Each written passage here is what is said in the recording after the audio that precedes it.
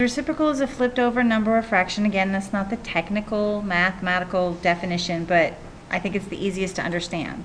So if I have a number, that number is the same thing as this, a whole number is the same thing as that number over a denominator of 1.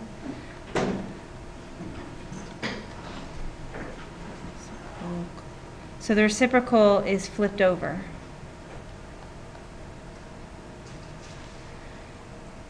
If I have a fraction, the reciprocal is just flipped over.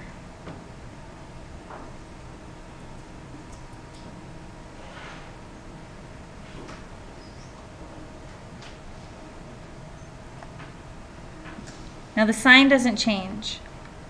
So if it's already negative, it'll stay negative. If it's positive, it'll stay positive.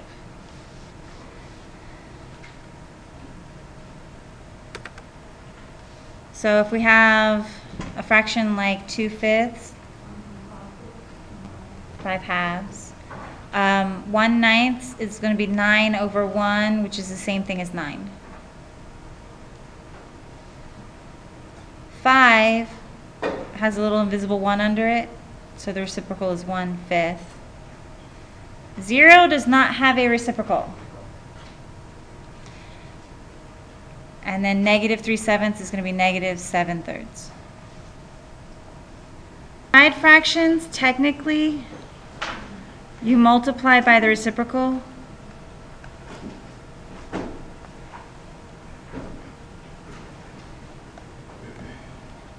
Okay. Back when I was in elementary or middle school or wherever it was when I learned this, we learned the phrase copy dot flip. And then other people have told me that they learned the phrase keep change flip. So it's like KFC, but it's KCF. So it's not quite chicken. Okay. So what this means is if I have some fraction, say 2/3, and I want to divide it by 4/5, not 4/5. Let's do 3/5. Okay, copy dot flip. If you want to use that one, I write down the first, I dot, and I flip, and then I multiply. Or you can keep the first, you change the division to multiplication, and then you flip the second. Same process, just a different way to remember it. In any case, you'll get 10 over 9, which is a completely acceptable answer. But if you want, you can put that into a mixed number, which is 1 and 1/9. Okay, so we're going to divide these two numbers. Now you know how we can cross cancel in multiplication? You cannot cross cancel in division, but once you've turned it into multiplication, you can do that. So right here I cannot cancel this 2 and this 4. I have to go ahead and do my keep change flip or my copy dot flip. Then I look and see if there's any cross cancellation available, which there's not. So I do my multiplication, and I'm going to get 8 over 35, which does not reduce. I learned that you don't cross cancel when you get the straight cancel. Yeah, you can. Which is basically the same thing. Those word problems. Okay, so for B, I have 2/27 times 15/8, but that 15/8 was negative, so it stays negative. And then 27 and 15 will both divide by 3. So that divides by 3, it makes it 5. That divides by 3, and I get 9. And then 2 and 8 will both divide by 2. So the blue I divided by 3, and the red I divided by 2. Okay. So then I multiply, I have a positive times a negative. Fractions follow the same rules as the integer, so positive times negative is going to give me a negative. 1 times 5 is 5. 9 times 4 is 36. Remember I showed you the reciprocal of a whole number? Well, a whole number is like a little 1 underneath here. So I'm going to have 35/14 times 1 over 7. And 7 and 35 will both divide by 7. So I have 5 times 1, 14 times 1. Okay. For B, same thing. Negative 12 is the same thing as negative 12 over 1.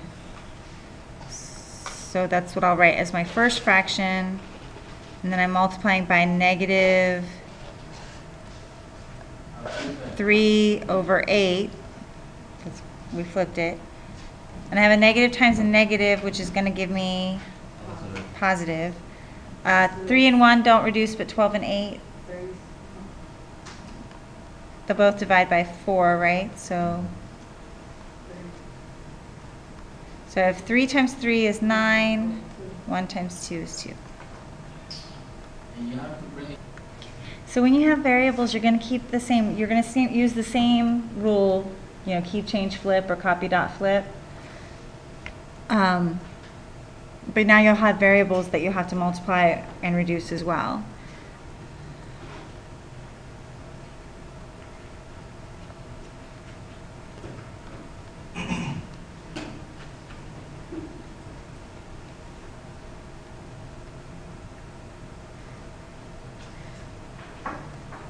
Okay, something like this.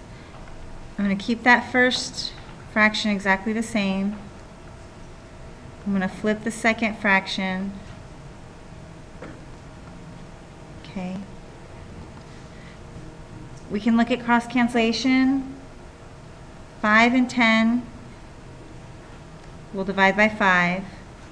And then the x's will cancel each other out because there's 1x and 1x. 3 and 9 will both divide by 3. Here I have 1y, here I have 2, so this 1y will cancel out one of those. And leave me with just 1y. Which will give me 6y over 1, which is just 6y. Now if cross-canceling with the variables is too much,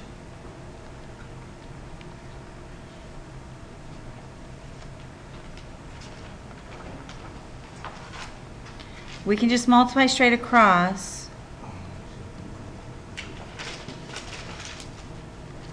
And then reduce. Okay, 90 and 15 will both divide by 15.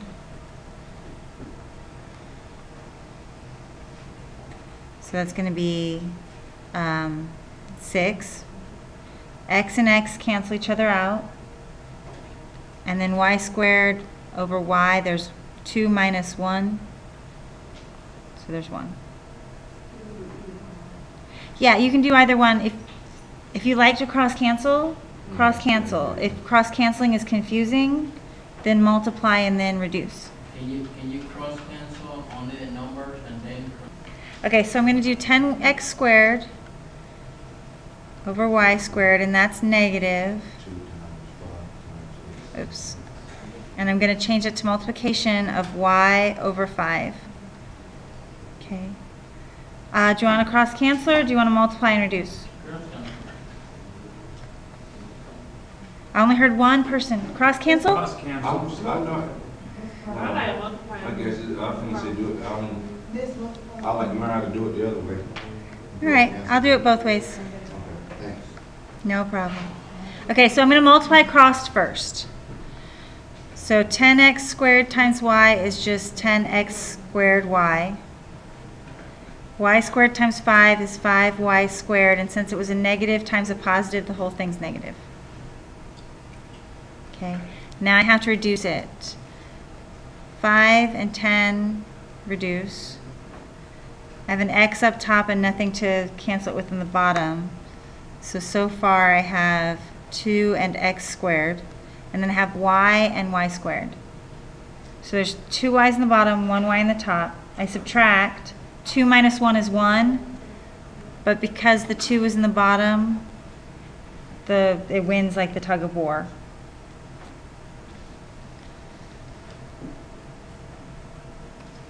Okay. Or 5 goes into 10 twice. 1y cancels 1y. And then I can multiply. Oh, sorry, this was still negative. 2x squared over y. So you see, we get the same place. You'll get to the same answer as long as you do. And so they're actually write one. I'm going to take those fractions out and I'm going to just replace them with numbers, like solid whole numbers. If I had a 14-foot length of wire and I wanted to cut it into 2-foot long pieces, I'm going to be dividing, right? So by putting those whole numbers in and place the fractions, I was able to look at it and go, oh, okay, I need to divide. Then I can actually do the division with the fractions. So I copy dot flip or keep change flip. And like I said, we can multiply straight across or we can cross cancel. If I cross cancel, 3 goes into 9 3 times and 1 time into itself. 4 goes into 4 once and into 8 twice. So I get 6 over 1, which is the same thing as 6 pieces. So one method is to plug in whole numbers for the fractions so that you can figure out what operation you need to do. Method 1 is to list all the multiples until you find some that match. This will always work. It is not the easiest way to go.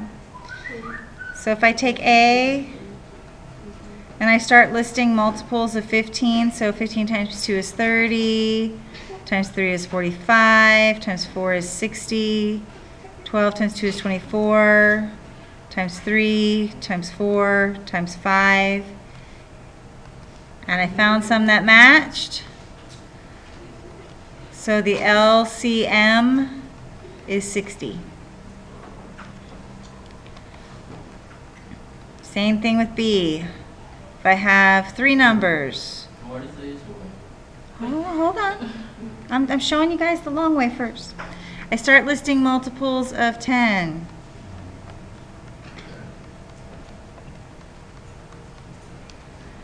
Multiples of 15.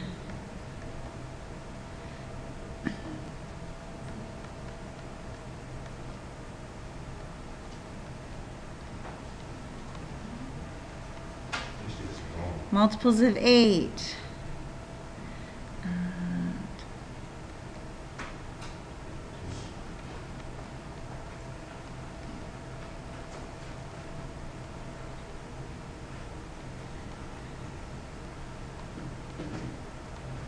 You see, I haven't found one yet.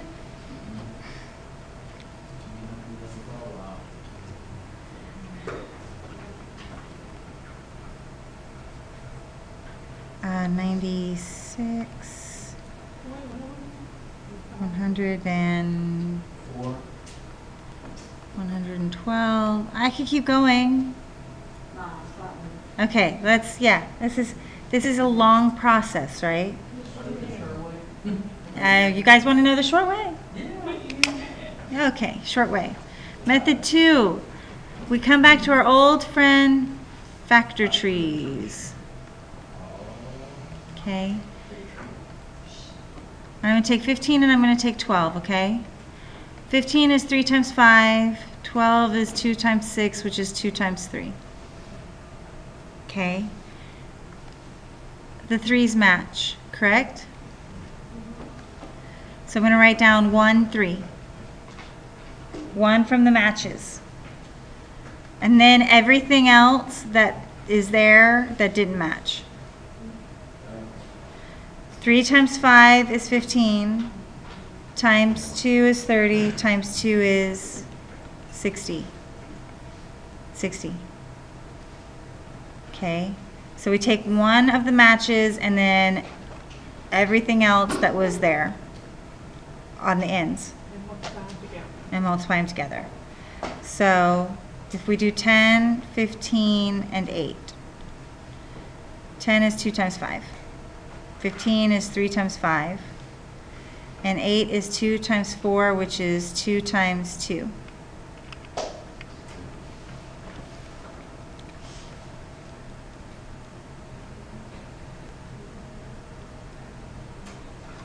Hold on a minute. I have a pair of 2s. So I'm going to write that down. I have a pair of 5s. So I'm going to write that down. And then I have a 3 and 2 2s left. So that's 10 times 3, which is 30, times 2, which is 60, times 2, which is 120. So this is your least common multiple.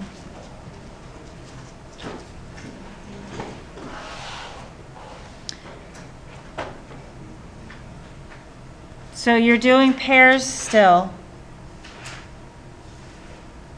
I'm writing 1 down for each pair, and then everything else is left over.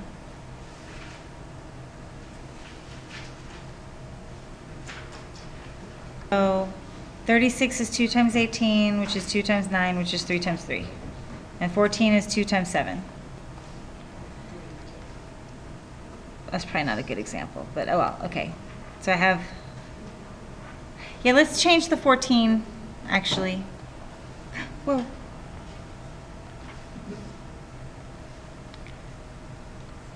Let's change it to just 28. So we get 2 times 14, which is 2 times 7. So we just added one more 2 to it. So I have one pair of 2s, so that comes down. I have another pair of 2s, so that comes down. And then I have a 3, and a 7 left over. So I'm going to multiply all of this together. So that's 4 times 3, which is 12, times 3, which is 36, times 7, which...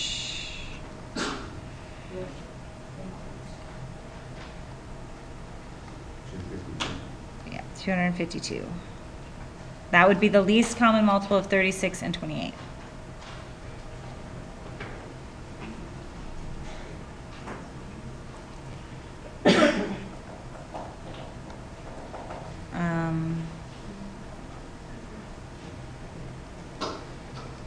If you wanted to do another example with 3, we could do 8.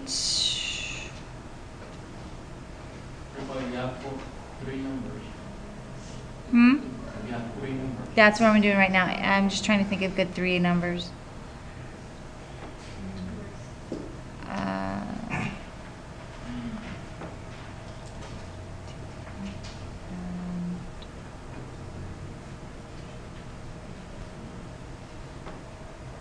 Do 8, 14, and 24. So 8 is 2 times 4, which is 2 times 2. 14 is 2 times 7. 24 is 2 times 12, which is 2 times 6, which is 2 times 3. I have a pair of 2s.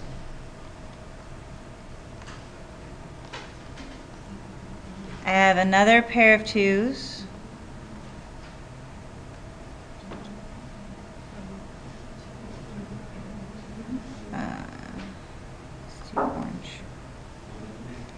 And then I have a third pair of 2s.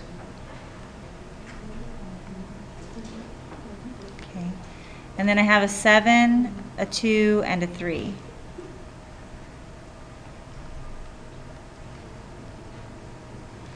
So this is 8, 56, 112, 336. That can't be right.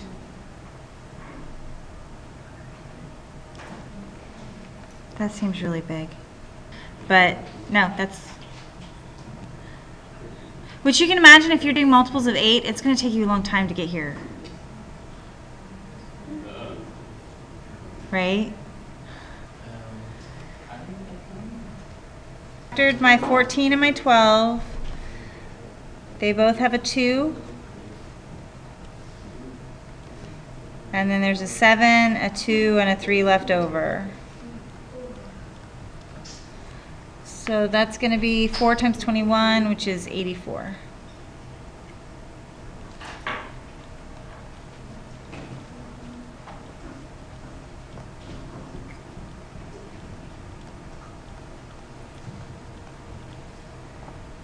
Okay, 50 and 24 only have a 2 in common.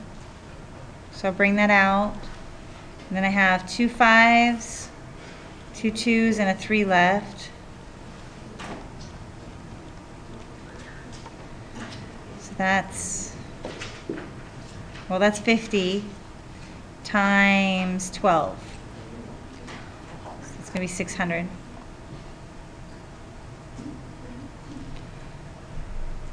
And then I have my long list. 5 times 9, which is 3 times 3. 54 is 2 times 27, which is 3 times 9, which is 3 times 3. And then 50 is 2 times 25, which is 5 times 5. So I have a pair of 5s. You only use 2 and 3. Can you use a higher number? What do you mean? Like, could I have used the 9s? I mean, we use this 25 and then put the 2 on the other side. Oh, yeah. I usually just, I tend to put my small numbers on the left, but that's a matter of preference. There's more than one way to do it. Okay. Guys, shh, please.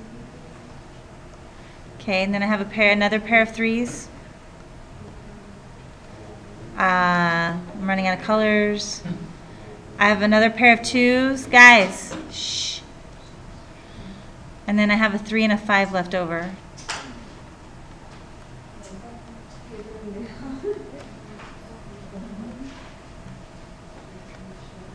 Okay. Then we multiply it all together. So I've got 15 times 6, which is going to be 90 times another 15. So that's going to be 450. If I did that correctly in my head just now. 13. 90 times 15?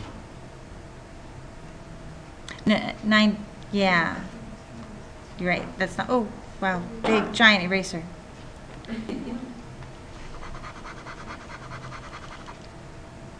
Okay, so hold on. I'll do it this way.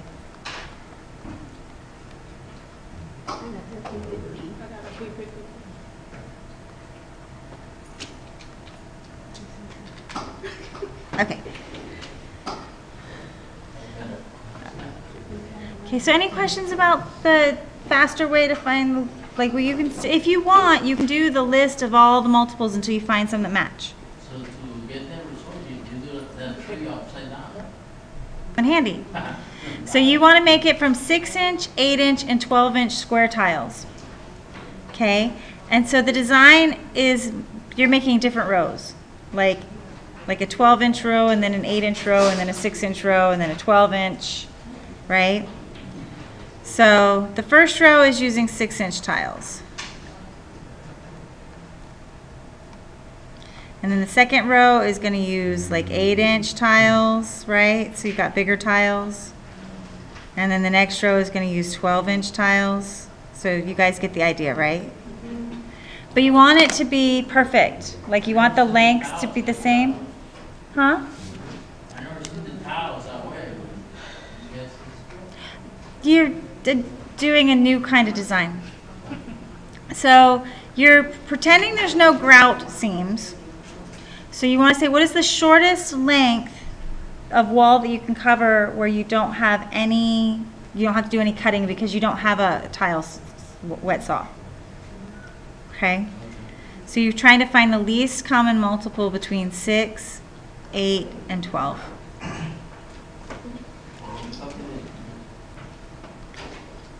So 6 is going to be 2 times 3. 8 is 2 times 4, which is 2 times 2. And 12 is 2 times 6, which is 2 times 3.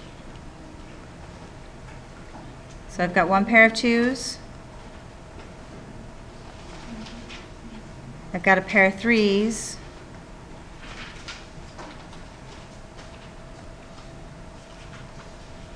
I got another pair of 2's. And then another pair of 2's.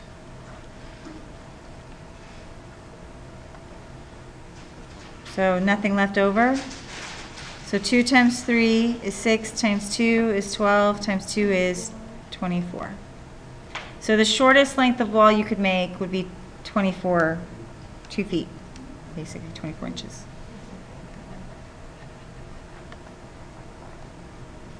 At all? Okay, equivalent fractions have the same value even though the sizes of the pieces are different. So this is like if I cut a piece of pizza, or cut a pizza into 9 pieces, or versus if I cut a pizza into 36 pieces. Yeah, not by 9. What I do is, what 9 times what is 36? Yeah, 4. So then I'm going to do 2 times 4 to get my 8. So 2/9 is the same thing as 8/36. I'm sorry, how do you got the 4 again? I look at, 36 divided by 9. Oh, yeah, okay. yeah, I look at what am I going to multiply 9 times. I want to turn a 9 into a 36, so I multiply it by 4. And then if I multiply the bottom by 4, I have to multiply the top by 4, so that gives me my 8. So whatever you multiply the top by, you have to multiply the bottom by, and vice versa. Or division, same thing. If I divide the bottom by a number, then I have to divide the top by the same number. Okay. So if I wanted to turn a 3 into a 9x, to turn 3 into 9, I multiply by, and then to add an x in there, so I'm going to multiply by 3x, so that means I have to multiply this by 3x. So that'll give me 6x. Okay. Now, another way you can do this, if you don't like this method, there is another method.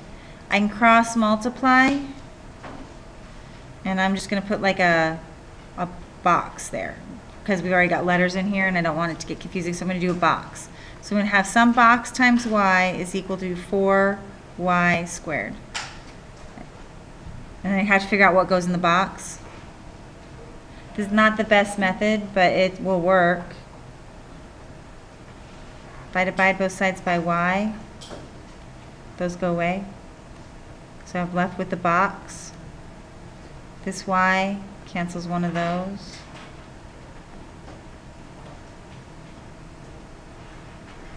So up in the denominator, or the numerator would have to be 4y.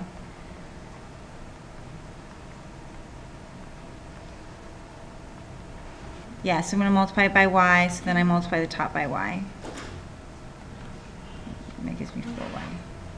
Is there like a simple y, simple y? Just 2 ways.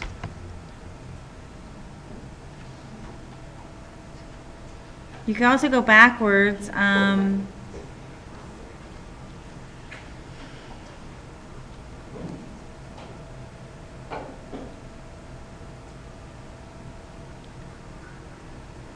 What do I divide by? Yeah, so I'm going to divide this by x, and I'm going to divide this by x, and that'll give me 3. So as long as you multiply or divide the same on both the top and the bottom, it's equivalent.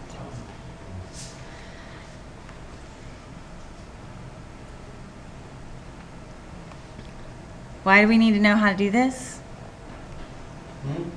I said, why do we need to know how to do this?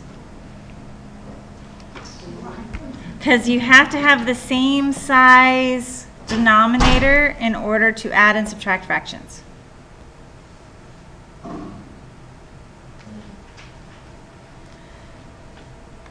It's called the least common denominator. So that's why we learn the least common multiple. So we can find the least common denominator. So if we want to find out in reference, like which of these fractions, which is bigger, 3/5 or 4/7? I don't know. Do you? The best way to tell is to put the pieces in the same size so we can see who has the most, right? So what's the least common multiple? 35. 5 and 7 is going to give me 35, right? So I multiply this one by 7 and this one by 5. So I'm going to have 21 over 35 and 20 over 35. So which one's bigger? Yeah, the 3/5, because 21 is larger than 20. But you have to have the same size pieces in order to be able to compare the fractions. Does that make sense? Yeah. Okay, so you'll add the numerators, but you keep the bottom the same, because the bottom is telling you how many or what size your pieces are, right? And the top is telling you how many pieces you have. So if you have 2/3 and 4/3, you put that together, there's 6/3. The size of the bottom, the size of the pieces didn't change. It's still thirds. Like, so if it was a pizzas, you'd still have, thirds of pizza. Same thing with subtracting. If I have 7/10 and I want to subtract from that 3/10, I don't subtract the tenths, I just subtract the 7 and the 3. Now, you then have to reduce.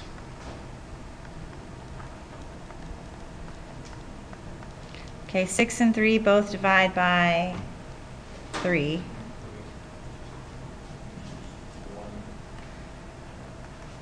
So that's going to give me 2 over 1, which is just 2.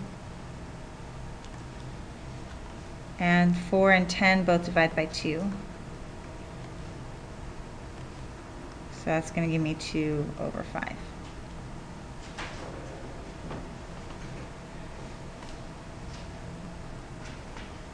But the main thing is, okay, so we're going to add these together. They already have a common denominator.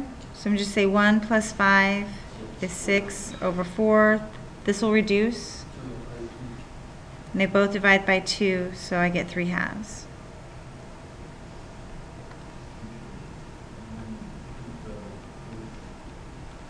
Okay.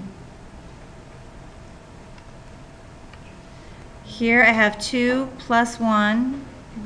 This part gives me 3/15. And if I take 3 minus 13, you treat it the same as if you were having just 3 minus 13 without the denominator. So 3 minus 13 is going to give me negative 10/15, which this will reduce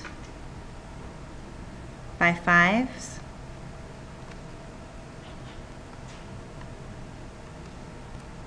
And so I'm going to get negative 2/3. You have to have common denominator on the variables as well. So what I'm going to do is I'm going to say 3x minus 2. Well, those aren't like terms, are they? So I can't do anything else with them other than write them together as 3x minus 2. And then my denominator is just 5y. If I had something that did subtract, say it was like this, then I could subtract, and 3x minus 2x would give me 1x over 5y. So if you have like terms in the numerator, you do combine them, and if you don't, you just write them together.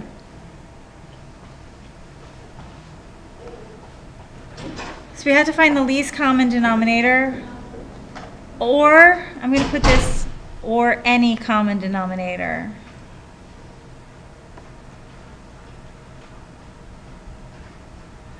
The least common is nice because it's the smallest possible denominator, right? But if you don't think of the least common, okay, 6 and 4, the least common denominator between 6 and 4 is 12. That's the smallest number they'll both go into. But let's say I don't think of that one, and I go, oh, 6 and 4 go into 24. it'll still work. I'm just going to have to do some more reducing. So as long as you have a common denominator, it doesn't matter if it's necessarily the least common denominator, as long as you remember to reduce. So we can use the least common denominator is the same thing as the least common multiple. So if you want, you can do the factor trees to find it. Or sometimes in the case of small enough numbers, like I can look at this and go, oh, 6 and 4 go into 12. Or like I said, if you didn't think of that. But to turn this into a 12, I'm going to multiply by 2. So I have to multiply the top and the bottom by 2. To turn this into a 12, I multiply by 3. So I multiply the top and the bottom by 3. So this is going to give me 2 twelfths plus 3 twelfths. And then I can add that together, and I'm going to get 5 twelfths. 3/12 or 9/12? 9 twelfths, thank you. Good catch. 2 plus 9 is 11 twelfths. And see, now I'm writing 12ths when I meant right fourths. But like I said, let's say you didn't think of that. Maybe you saw this and you go, oh, 24. So you multiply these by 4, and you multiply these by 6. And I get 4 24ths plus 18 24ths, which is going to give me 22 24ths. But these are both even.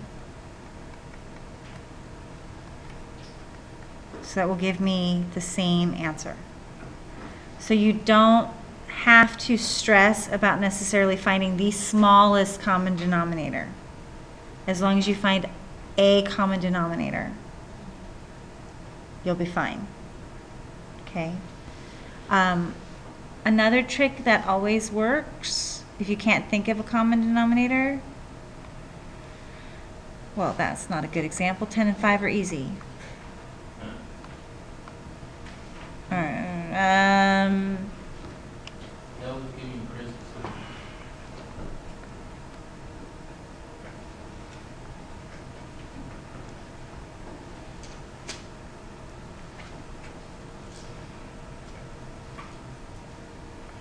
Okay. I know that the smallest common denominator between 8 and 10 is actually 40. But let's say I don't think of that. What I can do is you can take this denominator and multiply it here. And you can take this denominator and multiply it by here. So you can do kind of almost like a cross multiplication of denominators. If you can't think of one, that'll always work. You can take the denominator from one and multiply it by the other, and vice versa, which will give me 30/80ths plus 32/80ths, which will give me 62/80ths, which I can then divide by 2. I don't get 31/40ths. But what I did, like I said, I could take this denominator to do here. And I can take this denominator and multiply here. So if you can't think of one or can't find one, it's not going to be the least. I mean, sometimes it will be, but not always. But it will be a common denominator. You can use the denominators you're given and multiply them by the other fraction. Does that make sense? Okay, well 10 and 5 though, that one's pretty, what's the common denominator? We need, 10 won't go into 5, right? But 5 will go into 10. So I'm going to turn this into tenths. And so I have 7 tenths minus 2 tenths, which is going to give me 5 tenths, which will reduce. Divide by 5, and I'm going to get 1/2.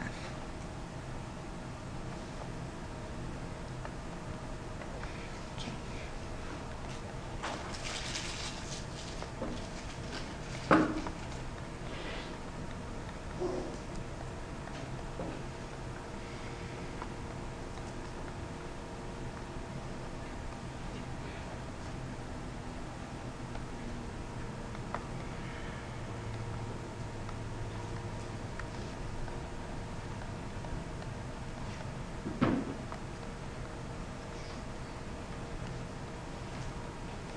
Okay, so I need a common denominator to 3/4, and I have a whole number 5. I want my 5 to have fourths as the denominator, to be my common denominator, so I take it and I multiply it by 4 and put it over 4.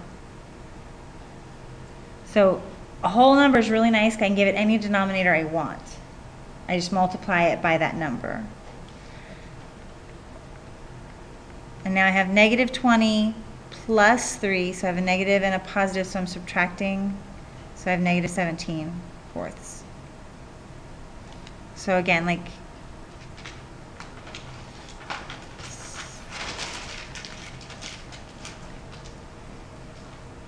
I want thirds, so I multiply it by 3. And then I add. Okay, so whole numbers are really nice in that way. Okay, I have a 5 and I have an x. I need a common denominator between a 5 and an x. How about 5x? You guys like it? 5x? So I'm going to multiply this side by 5 and this side by x. So I'm going to have 4x over 5x and 15 over 5x. Those aren't like terms, so I'm just going to put them together and put it over 5x. Well, isn't it better just to cross multiply? Well, I can't exactly cross multiply because there's no equal in between. I'm not solving anything. It's just simplifying. Now here I have an x and an x squared. The least common denominator is going to be x squared. So I'm going to multiply this one by x. So I'm going to have 7x over x squared minus 3 over x squared. Again, these aren't like terms, so I'm just going to put them together over top of my denominator. Now let's say I didn't think of that x squared. I could have multiplied both sides by each other, right? Like if I use that technique, and I could have multiplied both of these by an x and both of these by an x squared. And if I had done that,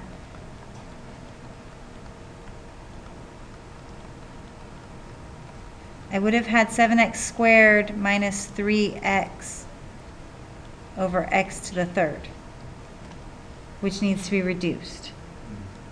And see how every single thing has an x? I could reduce by 1x.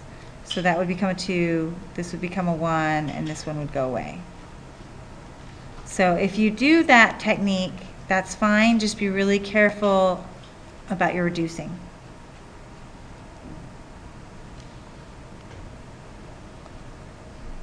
Yes, we're going to subtract, right? So I'm going to do 7/16 minus 7/32, but I need a common denominator. 16 goes into 32 twice. So I'm going to multiply this by 2 and this by 2.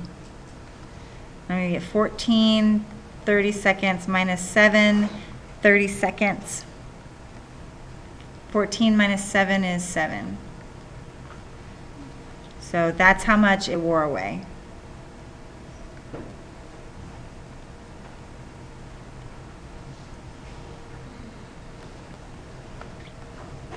I can find the common denominator of all of these together. 12. Not going to be 12. 8 doesn't go into 12. Or I can do it in pairs, like do these two and then find that answer and then find a new common denominator and find that answer. It's up to you. I'm going to find the common denominator of all of them for time. And that is going to be 24. So I'm going to multiply this by 2. To turn this into a 24, I'm going to multiply by 8. To turn this into 24, I'm going to multiply by 3. And to turn this into 24, I'm going to multiply by 6.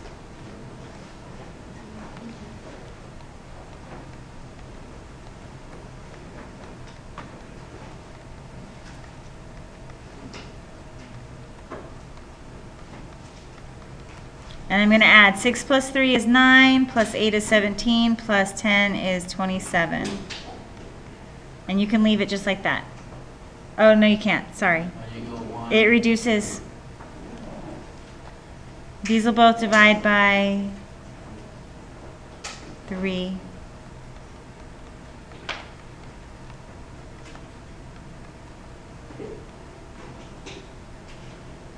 Now you can leave it just like that.